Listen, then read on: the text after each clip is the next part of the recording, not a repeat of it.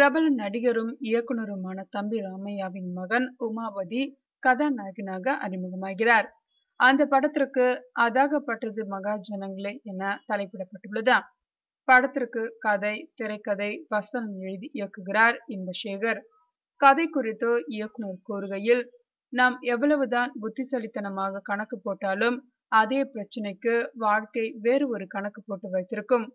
பின்பு நமக்கு நடக்கும் நிகழ்வுகளை பார்த்து சிரிப்பதா இல்லை அழுவதா என்று புரியாத நிலையில் நாம் தள்ளப்படுவோம். இந்த கதை கருவை மையமாக வைத்து விறுவிறுப்பாகவும் நகைச்சுவையாகவும் கலந்து உருவாக்கியிருக்கும் படம்தான் அதாகப்பட்டது மகாஜனங்களே.